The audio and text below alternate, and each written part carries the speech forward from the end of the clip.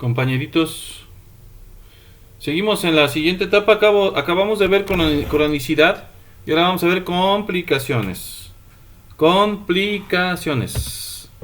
¿Sí? Es cuando las enfermedades se vuelven graves. De repente de estar en un tratamiento normal te pasan a terapia intensiva. De repente de estar en un tratamiento con pastillitas te ponen todo intravenoso y te pueden hasta inducir el estado de coma o tú llegas al estado de coma, en fin. ¿Sí? Agravamiento de una enfermedad o de un procedimiento médico que aparece espontáneamente con una relación causal más o menos directa con el diagnóstico o el tratamiento aplicado. Es decir, ya desde que te dijeron estás enfermo de esto, ya sabía el doctor que te podías complicar. Por ejemplo, una pulmonía se puede complicar a neumonía. Una bronquitis se puede complicar a neumonía. ¿Sí?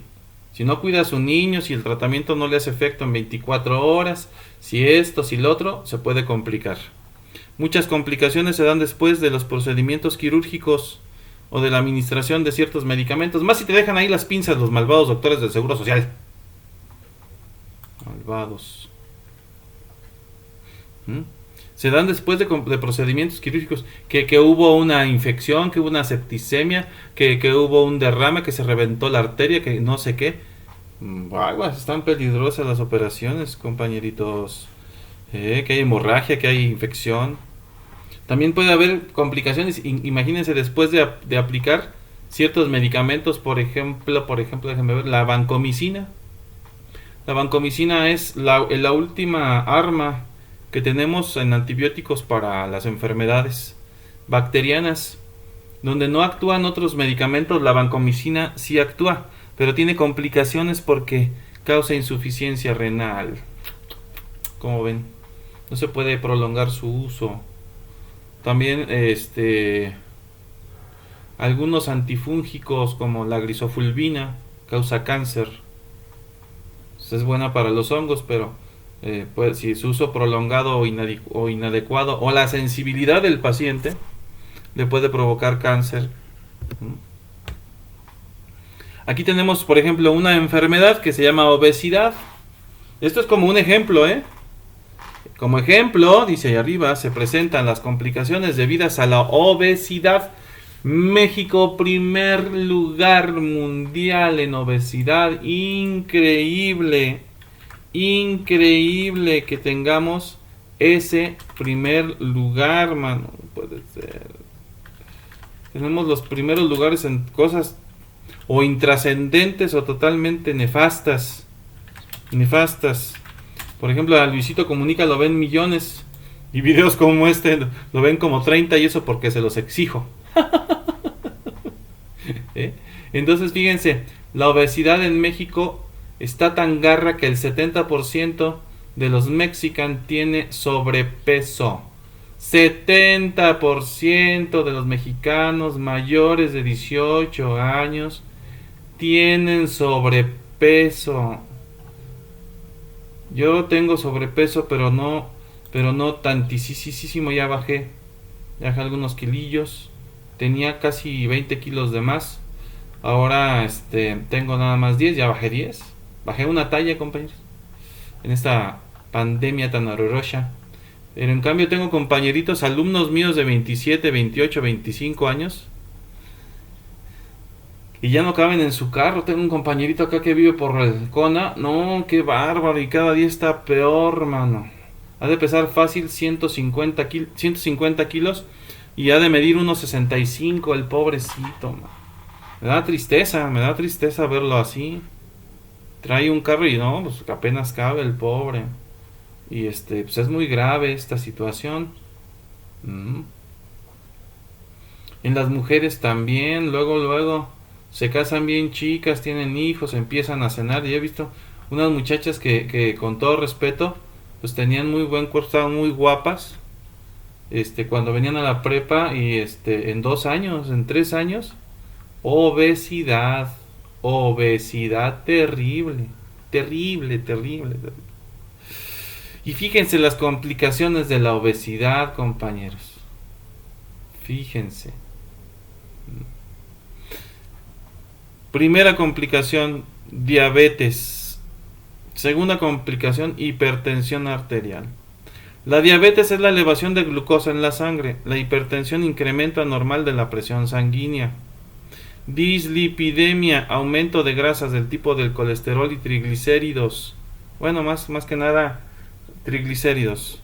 Una hipercolesterolemia es colesterol bueno. Hiperuricemia, aumento del ácido úrico en sangre. Hiperuricemia, demasiado ácido úrico en sangre, luego trae como consecuencia insuficiencia renal también. Arterioesclerosis, daño a venas y arterias, se endurecen y un tubo endurecido se revienta, causa un trombo y adiós, te llamabas. Incremento de riesgo cardiovascular y cerebrovascular, infartos y embolias, aneurismas también. Mayor riesgo de cáncer, cáncer de colon, de mama, de endometrio y de estómago, les faltó, y de páncreas, todos 100% mortales. Bueno, el de mama no, pero te hacen una mastectomía y te quitan tus glándulas mamarias. Enfermedades de la vesícula biliar, litiasis vesicular, es decir, piedras en la vesícula, la tienen que extraer, por si no les revienta, les causa una septicemia y se mueren. Trastornos del sueño, ansiedad, fatiga, bueno, un montón, mano. ¿Sí? Insomnio, apnea, así se quedan sin respirar, pueden morir de un ataque de apnea, sonambulismo.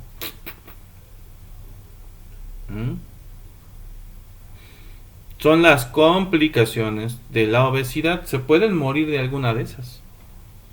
Se pueden morir de una arteriosclerosis, de un cáncer que les dé, de un infarto, de un aneurisma, de la diabetes, les puede dar un coma diabético y se mueren. ¿Sí? Esos son complicaciones, compañeros. Son padecimientos que se agregan al padecimiento original también y agravan esta enfermedad, la hacen más grave todavía. Bueno, etapa de secuelas. Una secuela es una lesión, una afectación que surge como consecuencia de una enfermedad o un accidente. Las secuelas son más frecuentes cuanto mayor ha sido el tiempo de evolución de la enfermedad. Como ejemplo están las cicatrices después de lesiones por quemaduras, de las cicatrices del acné, las cicatrices de la varicela, etcétera. Están las secuelas postraumáticas después de una lesión, un accidente. Ya la gente ya no queda bien, le queda la columna desviada, le puede perder la vista. ¿Sí? Por ejemplo, de la diabetes hay una secuela que es la ceguera.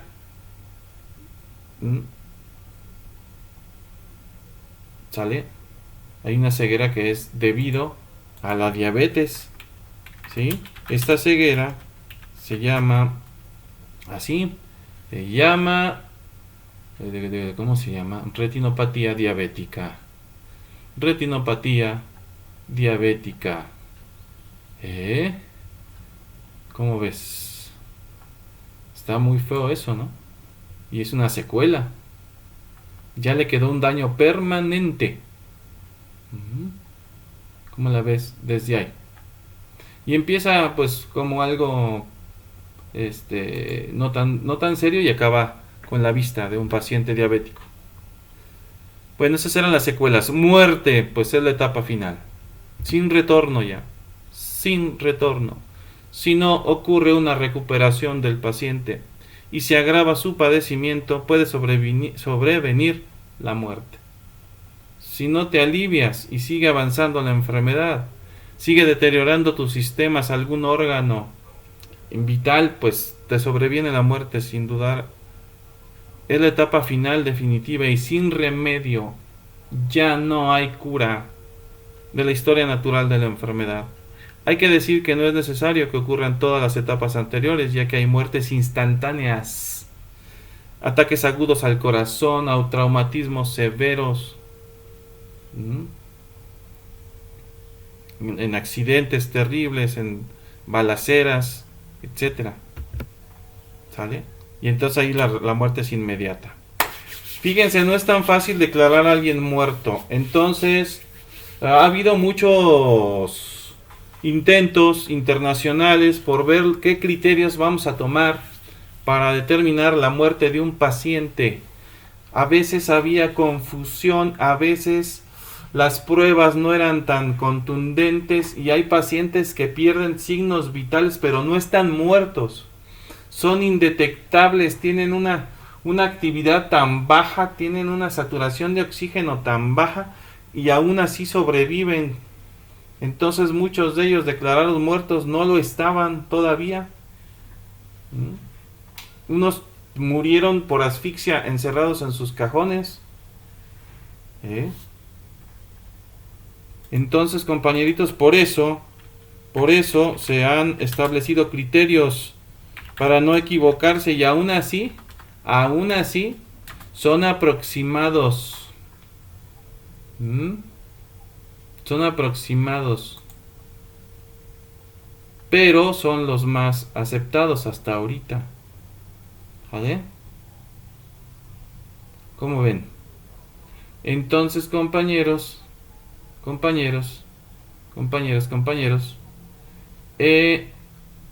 esas muertes pueden ser debidas a una condición cataléptica. Una catalepsia es un trastorno repentino del sistema nervioso porque la gente pierde movilidad voluntaria e involuntaria y pierde sensibilidad en su cuerpo. Entonces aparentemente el paciente está inmóvil, muerto y sin signos vitales, cuando realmente se encuentra vivo en un estado que podría ser consciente o inconsciente, pero que confunde a los médicos, al personal de salud.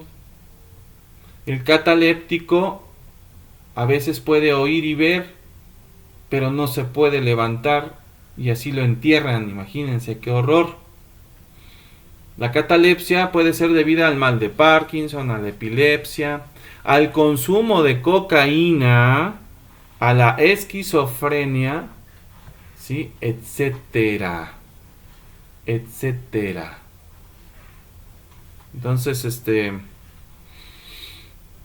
pueden ser enterrados vivos los pacientes. Por eso, no sé si han visto una película donde sale de un exorcismo que se fue a hacer a un convento en Europa, donde yo soy, y va el sacerdote a un panteón, pasa por un panteón y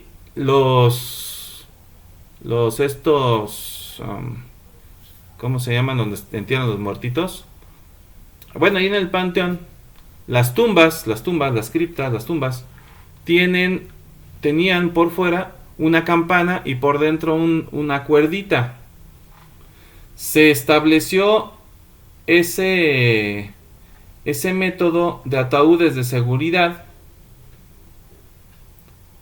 donde había en algunos casos banderas o campanas y las campanas eran tocadas. ¿Sí?